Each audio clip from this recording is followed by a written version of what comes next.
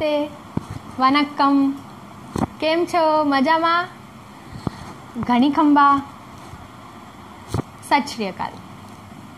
वैसे मैं आज इतनी ही सारी भाषाओं में क्यों बोल रही हूँ पता चल जाएगा। हम लोग पिछली बार कश्मीर की कहानी देख चुके थे। आज हम देखने वाले हैं कि हमारे देश में फेडरलिज्म प्रैक्टिस कैसे किया जाता है। और डेफिनेटली जब फेडरलिज्म प्रैक्टिस करने की बात आएगी और लिंग्विस्टिक स्टेट्स की बात आएगी तो अलग अलग लैंग्वेजेस की बात क्यों नहीं आएगी। लिंग्विस्टिक मतलब होता है लैंग्वेज के बेसिस पे। ओके, तुम सोच रहे होगे कि लैंग्वेज का फेडरलिज्म से क्या लेना देना, क्योंकि federalism is all about power sharing. लेना देना क्यों नहीं भाई साहब, हमने तो बेल्जियम के जो फेडरलिज्म है वो किस बेसिस पे था, लैंग्वेज बेसिस पे था। खैर, सो division on the basis of language is called linguistic division.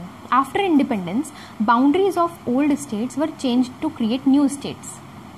Okay, example Andhra Pradesh, Maharashtra, Gujarat. So some states were made on the basis of culture, geography. Okay, like Nagaland, Uttarakhand, Jharkhand. Okay, Nagaland is a tribal area, Jharkhand is a tribal area, Uttarakhand is obviously बहुत वहाँ पे पहाड़ी area है। Okay, ये क्या है, जो भारत है यहाँ पे बहुत तरीके की डाइवर्सिटी है, इसको मुझे बताने की ज़रूरत नहीं है। लैंग्वेज की डाइवर्सिटी बहुत ज़्यादा है, ठीक है। तो जब हमारे देश में जो 550 जो छोटे छोटे प्रिंसली स्टेट्स जब जोड़े गए, ठीक है, तब उनको किस आधार पे जोड़ा गया होगा, जो स्टेट्स हैं वो किस आधार पे बने होंगे, तुमने कभी सोचा है ना? क्या सोच के जोड़ा होगा कि यार इनको जोड़ दो और ये एक महाराष्ट्र बना दो, इनको जोड़ दो एक गुजरात बना दो, कैसे सोचा होगा? एक्चुअली 2-3 बेसिस थे जिसके आधार पर जो है राज्य बनाए गए, जैसे कि इसमें बताया है। एक था लैंग्वेज बेसिस पे, सबसे पहले लैंग्वेज बेसिस पे, ओके पहले मैं बता देती हूँ। एक तो था लैंग्वेज बेसिस पे डिवाइड करना, दूसरा क्या था कि जिस प्रकार का वातावरण है, जैसे कि या फिर जो किस प्रकार का समुदाय या कम्युनिटी किसी एरिया में रहती है, जैसे कि नागालैंड और जो वहाँ पे नॉर्थ ईस्ट के साइड के स्टेट्स हैं वो, ठीक है। नागालैंड एक अपने आप में अलग ट्राइब्स को बिलोंग करता है, नागाज जहाँ पे रहते हैं, ठीक है। मणिपुर, सिक्किम, ये सारे राज्य जो है वो अपनी अपनी एक ट्राइबल आइडेंटिटी के कारण बने, ठीक है। गुजरात, महाराष्ट्र, आंध्र प्रदेश, ये सब अपनी लिंग्विस्टिक आइडेंटिटी के कारण बने हैं। बात समझ में आ रही है? कल्चरल आइडेंटिटी के कारण, ठीक है। सो तो तुम्हारे दिमाग में ये आ रहा होगा कि यार लैंग्वेज के बेसिस पे डिवाइड कर देंगे तो डाइवर्सिटी को हर्ट करेगा। नहीं, उल्टा है। लैंग्वेज के बेसिस पे यदि डिवाइड करेंगे तो हर स्टेट को, हर लैंग्वेज को अपना एक एरिया मिल जाएगा, ठीक है, जहाँ पे वो इंडिपेंडेंटली फ्लरिश कर पाएंगे, ठीक है। देखो, linguistic division has increased the unity of our country instead of decreasing it as some leaders had feared. कुछ लीडर्स को ये डर था कि अगर हम लैंग्वेज के बेसिस पे डिवाइड कर देंगे देश को तो वो यूनिटी को हर्ट करेगा, लेकिन ऐसा नहीं हुआ, उल्टा यूनिटी बढ़ी, ठीक है।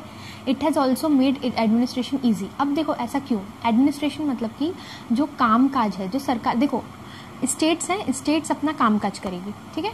अब तुम ये सोचो कि मान लो कि गुजरात जो होता, गुजरात में गुजराती स्पीकिंग और मराठी स्पीकिंग दोनों लोग होते मान लो, है ना, आधे आधे होते मान लो, ठीक है।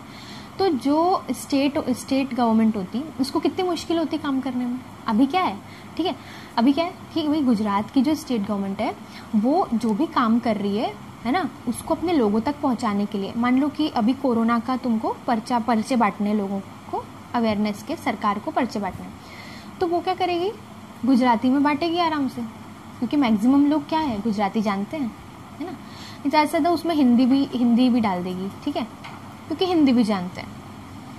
तो जो सरकार है उसको काम करने में आसानी होगी। लेकिन अगर गुजराती भी होंगे, मराठी भी होंगे, पंजाबी भी होंगे, तो तुम सोच के देखो कितनी मुश्किल आएगी।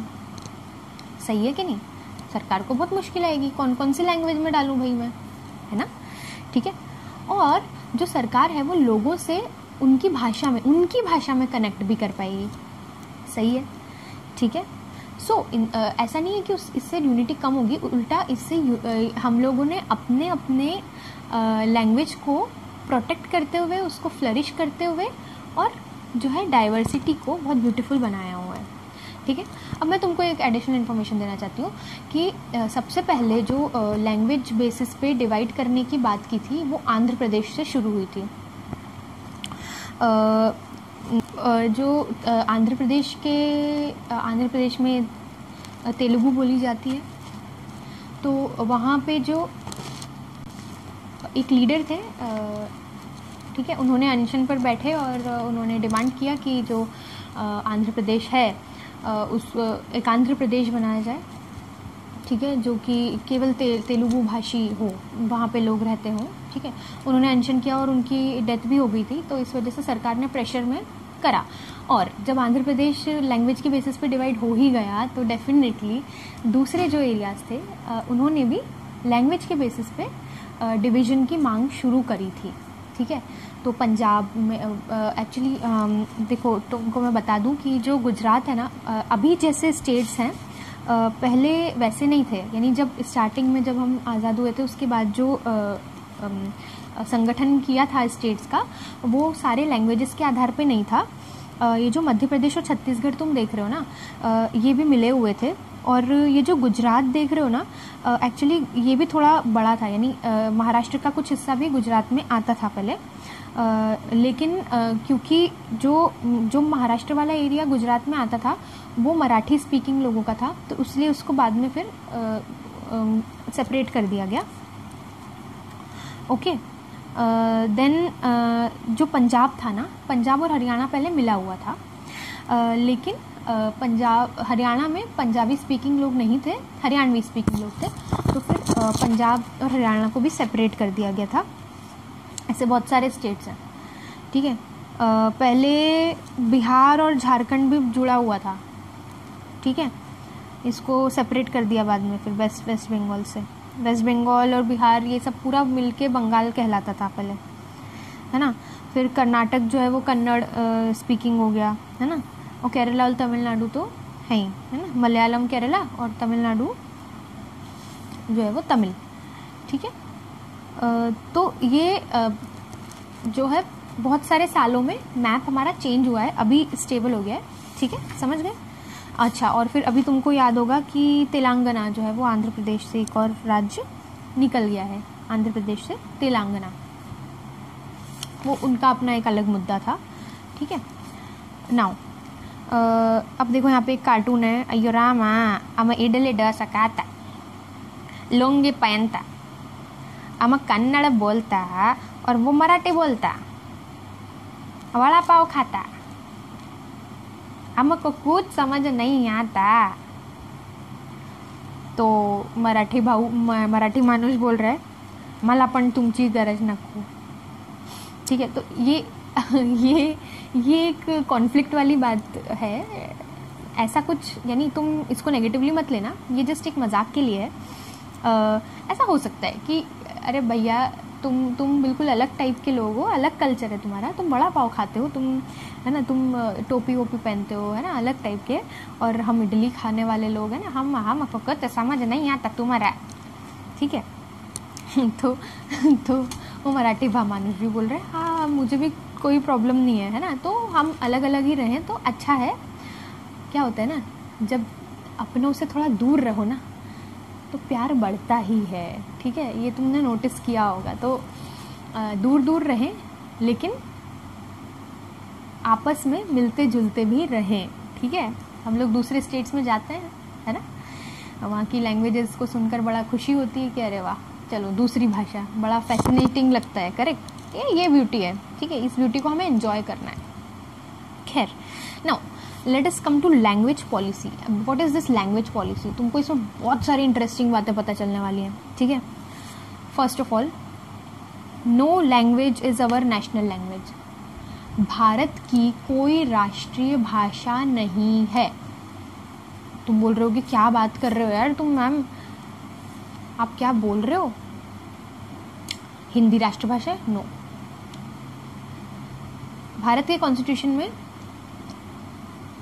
राष्ट्रीय फ्लैग है हमारा, राष्ट्रगान है, राष्ट्रीय गीत है, राष्ट्रीय पशु है, राष्ट्रीय पक्षी है, ये सब तुमको पता है। लेकिन राष्ट्रीय भाषा हमारे कॉन्स्टिट्यूशन में नहीं लिखी हुई है और किसी भी भाषा को घोषित भी नहीं किया है। तुम बोलोगे यार क्यों? डेफिनेटली हमारे यहाँ पे 40% जो आबादी है वो हिंदी बोलती है, लेकिन हिंदी के अलावा हमारे यहाँ पे और भी बहुत सारी दूसरी भाषाएं हैं, 20 से ज़्यादा भाषाएं हैं, है ना। नोट पे भी तुम देखते होगे अलग अलग भाषाओं में लिखा रहता है, और मुझे कमेंट सेक्शन में तुम्हें बताना है कि कितनी भाषाओं में नोट पे लिखा रहता है, ठीक है। ठीक है, अब तो दूसरी भाषाएं भी हैं, और उसके अलावा ये जो तुम्हारा बॉक्स है पेज नंबर 22 पे, प्लीज़ उसको ज़रा देख लेना, ठीक है। So how many languages do we have in India, और जो लेटेस्ट अभी इन्फॉर्मेशन है, सेंसस क्या होता है? सेंसस मतलब होता है जो जनगणना होती है ना, लोगों की गिनती होती है कि कितने लोग, ये मतलब पूरी इन्फॉर्मेशन ली जाती है लोगों की, है ना, हर 10 साल में। उसके अनुसार more than 1500 distinct languages, highlight this. 1500 किसको कहते हैं भाई साहब? पूरी दुनिया की मिलाकर भी नहीं होंगी इतनी भाषाएं। तो जो लोगों ने बताई हैं कि हमारी मदर टंग है, मदर टंग मातृभाषा, these languages were group together under some major languages. जैसे मराठी है ना, तो मराठी में तुम महाराष्ट्र में मतलब 50 किलोमीटर दूर जाओगे तो भाषा थोड़ी सी बदल जाती है ना, बोलियां जिसको कहते हैं ना। तो मराठी एक मेजर भाषा है, उसके अंदर बहुत सारी मराठी में ही बोलियां हैं, है ना। मध्य प्रदेश में जाओगे तो हिंदी मेजर भाषा और बोलियां हैं। जो गांव में जाओगे तो निमाड़ी हो गई, मालवी हो गई। जैसे मैं निमाड़ से आती हूँ तो निमाड़ी, मालवा के लोग मालवी बोलते हैं। बुंदेलखंडी है ना, बघेलखंडी। तो जो मेजर भाषा हिंदी है। फिर उत्तर प्रदेश में जाओगे अवधी हो गई, है ना। फिर इधर बिहार में जाओगे तो ये हो गई भोजपुरी हो गई, ठीक है। तो इस तरीके से जो मेजर भाषा है वो हिंदी है, उसके अंडर ये सारी बोलियां हो गई, है ना। तो इन सब 1500 जो लैंग्वेजेस डिस्टिंक्ट हैं, जिसको लोगों ने मदर टंग कहा है ना, उनको मेजर भाषाओं में ग्रुप किया गया है, ठीक है। जैसे कि for example languages like Bhojpuri, Magadhi, Bundelkhandi, Chhattisgarhi, Rajasthani, Bhili and many others are grouped under Hindi. Even after this grouping, इस ग्रुपिंग को करने के बाद भी the census found 114 major languages. 114, इतनी ग्रुपिंग करने के बावजूद कम ही नहीं कर पा रहे हैं लैंग्वेजेस को। तो just imagine the diversity of these. 22 languages are now included in the 8th schedule of the Indian Constitution। Schedule क्या है? शेड्यूल कुछ नहीं है, चैप्टर्स हैं हमारे कॉन्स्टिट्यूशन में। तो उनमें जो 8th चैप्टर है वो लैंग्वेजेस को लैंग्वेजेस के बारे में है, समझ गए। तो वो जो शेड्यूल है उसमें 22 लैंग्वेजेस को इंक्लूड किया गया है, हाँ, और उनको कहा गया है शेड्यूल्ड लैंग्वेजेस, ठीक है। और जो दूसरी हैं उनको नॉन शेड्यूल्ड लैंग्वेजेस, क्योंकि वो उस शेड्यूल में जो है उसका जिक्र नहीं है उन लैंग्वेजेस का। अब देखो और कुछ फैक्ट्स देखो। देखो अगर इस टेबल को तुम ध्यान से देखोगे तो कोई भी एक language, no one language is the major mother tongue of the majority of our population, है ना। द लार्जेस्ट लैंग्वेज, यानी जो सबसे ज़्यादा बोली जाती है वो तो हिंदी ही है definitely. It is the mother tongue of only about 41% of the Indians, है ना। 41% है, मतलब ये नहीं है कि 60% कोई दूसरी लैंग्वेज है। 60% में 10% है, 10% है, 10% है, ऐसा है, समझ रहे हो, ठीक है। अब if we add to that all those who knew Hindi as their second और third language, the total number was still less than 50%। यानी अगर हम उन लोगों को जोड़ दें, जैसे मराठी लोग हैं तो मराठी लोगों को सेकंड लैंग्वेज क्या है? हिंदी है ना। तो अगर ऐसे लोगों को भी जोड़ दें जो सेकंड लैंग्वेज हिंदी है, जिनकी सेकंड या थर्ड, ठीक है, तो तब भी 50% तक जो है हिंदी पहुंचती है, ठीक है। फिर भी ये बहुत बड़ी संख्या है। अगर हम 130 करोड़ की आबादी ले रहे हैं, ठीक है, चल 100 करोड़ भी ले लो यार, 100 करोड़ भी ले लो तो 100 करोड़ का 40% क्या होता है, 40 करोड़ लोगों की, ठीक है। और एज फॉर इंग्लिश ओनली 0.0, ये बहुत पॉइंट, ये बात को बिल्कुल पॉइंट आउट करना है, ठीक है। इंग्लिश जो है वो केवल 0.02% इंडियंस की मदर टंग है, ठीक है, जबकि another 11% knew it as a second और थर्ड लैंग्वेज। यानी मान लो मैं हूँ, मेरी मदर टंग है हिंदी, ठीक है, अब मैं इंग्लिश भी जानती हूँ, तो मैं अगर मेरे पास कोई जनगणना के लिए आएगा और मेरे से जानकारी मांगेगा तो मैं उसको क्या बोलूँगी, हाँ मुझे सेकेंड लैंग्वेज इंग्लिश आती है, बराबर ना। तो भारत में एक तरीके से अगर मैं कहूँ तो केवल 11% लोग ऐसे हैं जो इंग्लिश जानते हैं, मदर टंग नहीं है, जानते हैं। मदर टंग होने और जानने में अंतर है। मैं मराठी जानती हूँ लेकिन वो मेरी मदर टंग नहीं है, समझ लो, मैं समझ सकती हूँ थोड़ा बहुत। और मदर टंग क्या है, बचपन से वही बोलती आ रही हूँ, मेरी फैमिली वही बोलती है, खानदान वही बोलता है, समझ गए। सो इस फैक्ट, अब ये तुम स्टडी करते रहना इस टेबल को, थोड़ा बहुत इंटरेस्टिंग है ये, ठीक है। अब लैंग्वेज पॉलिसी क्या है भारत की, ठीक है। There is no language, national language, मैंने तुमको बता दिया, ठीक है। हिंदी, हाँ ये मैंने तुमको बता दिया है, ये सारी बातें, है ना। Now the shocking fact is exams of national level can be given in any of the 22 languages, ठीक है। तो जो भी हमारा एग्जाम्स वगैरह होती है नेशनल लेवल की, वो तुम 22 लैंग्वेजेस में से किसी भी लैंग्वेज में दे सकते हो, ठीक है। Now the point that disturbs me is here, the point that disturbs me is here, Hindi और इंग्लिश दोनों ऑफिशियल लैंग्वेजेस हैं भारत में। So the disturbing thing is कि ठीक है, राष्ट्रीय भाषा आपने किसी को घोषित नहीं किया, है ना। देखो थोड़ा सा अंतर समझना, ठीक है, बहुत जान की बात बता रही हूँ मैं। राष्ट्रीय भाषा और राजभाषा में अंतर होता है। राष्ट्रीय भाषा मतलब नेशनल लैंग्वेज, और राजभाषा मतलब कि जो है ऑफिशियल लैंग्वेज। राष्ट्रीय भाषा अगर हिंदी हो जाती तो सारे राज्यों को जो है कंपल्सरीली उस भाषा में कामकाज करना पड़ता, समझ रहे हो बात को। और जो है हर एक राज्य में हिंदी भाषा जो है वो कंपल्सरी हो जाती, जो अभी नहीं है, ठीक है। लेकिन राजभाषा का क्या मतलब होता है? राजभाषा मतलब ये कि जो भी ऑफिशियल चीज़ें होंगी, जो सेंटर की ऑफिशियल चीज़ें होंगी, जो भी केंद्र सरकार ऑफिशियल काम करेगा ऑफिसेज में, सेंट्रल की बात कर रही हूँ, हाँ, मीन्स केंद्र सरकार यानी प्राइम मिनिस्टर के लेवल की गवर्नमेंट जो काम करेगी वो हिंदी में होगा, ठीक है। ये ऑफिशियल लैंग्वेज होता है। तो जब भारत का संविधान बन रहा था और लैंग्वेज की बात होने लगी, है ना, जब संविधान बन रहा था तो ऐसे जैसे संसद है ना, वैसे वहाँ पे बैठते थे लोग, है ना, 300 लोग बैठते थे और चर्चा करते थे कि भाई लैंग्वेज का क्या किया जाए।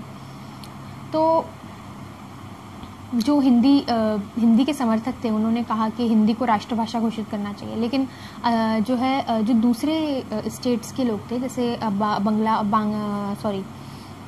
बंगाल हो गया ना, या फिर तमिलनाडु, ये अपना जो साउथ के एरिया है, वहाँ के जितने भी नेता थे उन्होंने इस चीज़ का अपोज किया कि भाई भारत में सिर्फ 40% आबादी हिंदी बोलती है या 50% बोलती है, तो राष्ट्रीय भाषा तो नहीं बना सकते। चलो ठीक है, कोई बात नहीं, राष्ट्रीय भाषा नहीं बनाया। ऑफिशियल लैंग्वेज की जब बात आई कि राजभाषा क्या होगी, जिसमें कि सेंट्रल गवर्नमेंट अपना कामकाज करेगी, ठीक है, तो हिंदी के साथ साथ अंग्रेजी को भी ऑफिशियल लैंग्वेज बनाया गया।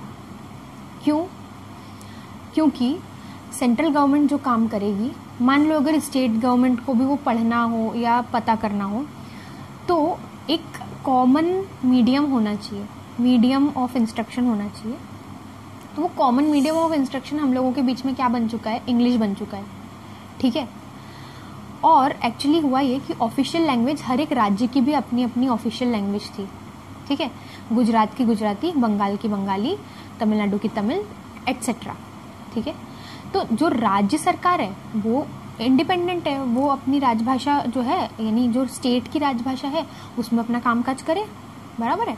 वो लोगों के लिए भी अच्छा रहेगा, सरकार को भी आसान रहेगा। बात समझ में आ रही है, ठीक है। लेकिन सेंट्रल गवर्नमेंट के साथ स्टेट गवर्नमेंट का कम्युनिकेशन कैसे होगा, ठीक है। उसके लिए कॉमन मीडियम चाहिए, तो वो कॉमन मीडियम हिंदी नहीं रखा, वो कॉमन मीडियम हिंदी के साथ साथ इंग्लिश। और तुम सभी जानते हो कि हमारे देश में जो तुम संसद में भी कभी लोगों को बोलते हुए सुन लो, या तो हिंदी में बोलेंगे या तो इंग्लिश में बोलेंगे, ठीक है। जो भी डॉक्यूमेंट्स आते हैं सरकारी, वो या तो हिंदी में आते हैं या तो इंग्लिश में आते हैं, समझ रहे हो। तो हमारा जो, तुम कभी दूसरे स्टेट में जाते हो, तो अगर तुम केरला जाओगे तो सामने वाले से तुम ऑब्वियसली हिंदी में बात नहीं कर पाएगा वो तुमसे, क्योंकि साउथ वाले तो और जानते ही नहीं बिल्कुल ज़्यादा हिंदी, तुमको इंग्लिश में बात करनी पड़ेगी। सो हमारा कॉमन मीडियम ऑफ इंस्ट्रक्शन क्या हो गया, इंग्लिश हो गया। बात समझ में आ रही है, न कि हिंदी। तो हमने हिंदी को नहीं एक्सेप्ट किया as a common medium of instruction, जबकि जो कॉन्स्टिट्यूशन था उसमें सीधा सीधा लिखा हुआ था कि in 1965 the use of English as official language should stop. Constitution में साफ साफ ये था कि 1965 तक ही ऑफिशियल लैंग्वेज इंग्लिश को रखा जाएगा, तब तक जो स्टेट्स हैं वो अपने आप को जो है आदत बना लें अपनी, है ना। फिर हम लोग इंग्लिश को हटा देंगे ऑफिशियल लैंग्वेज से, है ना, ठीक है। क्योंकि जो दूसरे स्टेट्स के लोग थे उन्होंने भाषा के ऊपर क्यों आवाज़ उठाई थी कि आप ऑफिशियल लैंग्वेज इंग्लिश को भी रखो, क्योंकि दूसरे स्टेट्स को हिंदी बोलने में प्रॉब्लम थी, ठीक है। हिंदी में कामकाज करने में ऑब्वियसली दिक्कत थी, ठीक है। तो भाई साहब आप हम इंग्लिश से एक्वेंटेड हैं, हमको इंग्लिश आती है, तो हम जो है जो भी सरकार कामकाज करेगी उसको इंग्लिश में जो है करा जाए, ताकि सभी को समझ में आए, समझ रहे हो, कॉमन मीडियम ऑफ इंस्ट्रक्शन। तो भैया इस वजह से अंग्रेजी को भी ऑफिशियल लैंग्वेज का स्टेटस मिला, जबकि केवल 11% लोगों को हमारे देश में अंग्रेजी आती है। सोच के देखो एक बार। इसके अलावा भी शॉकिंग फैक्ट्स बताती हूँ मैं। हाल ही में एक न्यूज़ आई थी कि सुप्रीम कोर्ट को पता चला कि भाई हमारे देश में तो 1500 लैंग्वेजेस हैं और उसमें भी 50% जो आधे लोग हैं उनको तो हिंदी आती है, या 11% लोगों को तो भाई साहब सिर्फ 11% लोग हैं जिनको इंग्लिश आती है। तो सुप्रीम कोर्ट ने ये निर्णय लिया कि जो भी कोर्ट निर्णय देता है ना, आखिरी एक पेज पे निर्णय सुनाया जाता है, वो अब से हम अंग्रेजी में नहीं रखेंगे, अब से हिंदी में भी रखेंगे। ये मैं क्या बोल रही हूँ, तुम सोच रहे होगे क्या बोल रही है। एक्चुअली अभी तक सुप्रीम कोर्ट में जब भी कोई केस होता था और केस का एंड में जो भी रिजल्ट निकल के आता था वो केवल और केवल अंग्रेजी में बोला जाता था। एक और शॉकिंग बात सुनो। हाँ, तो पहले बोला जाता था अंग्रेजी में, तो फिर भाई इनको याद आया, है ना, जो हमारे चीफ जस्टिस हैं उन्हें याद आया कि भाई अरे हमारे देश के तो सिर्फ 11% लोगों को अंग्रेजी आती है ना, और सुप्रीम कोर्ट किसके लिए है, लोगों के लिए है, भारत के लोगों के लिए है, ब्रिटेन या अमेरिका के लोगों के लिए थोड़ी है। तो हमें जो निर्णय आता है एंड में सुप्रीम कोर्ट का, उसको हिंदी में भी कर देना चाहिए। 70 साल के बाद ये समझ में आ गया। और एक और शॉकिंग बात सुनो। सुप्रीम कोर्ट में अगर मेरे साथ कुछ गलत होता है और मैं सुप्रीम कोर्ट में जाती हूँ तो अर्जी लिखवाई जाती है, यानी याचिका, जिसमें मैं बताती हूँ कि मेरे साथ ऐसा ऐसा गलत हुआ है, तो मैं सुप्रीम कोर्ट की मदद चाहती हूँ। ये याचिका आप केवल और केवल हिंदी में लिखेंगे तभी सुप्रीम कोर्ट एक्सेप्ट करेगा। जी हाँ, आप बिल्कुल सही सुन रहे हो। अगर आपने हिंदी में या किसी और भाषा में सुप्रीम कोर्ट के अंदर याचिका लिखी तो वो एक्सेप्ट नहीं की जाएगी, और ऐसा हो भी चुका है। यस, दिस इज शॉकिंग, क्योंकि supreme court is for Indian people जिसमें 89-90% लोग जो हैं वो हिंदी या उसके अलावा कोई भाषा जानते हैं। और आपने कॉमन मीडियम ऑफ इंस्ट्रक्शन के नाम पे अंग्रेजी रख के रखी हुई है। मुझे आश्चर्य होता है, पता नहीं और लोगों को होता होगा या नहीं। खैर,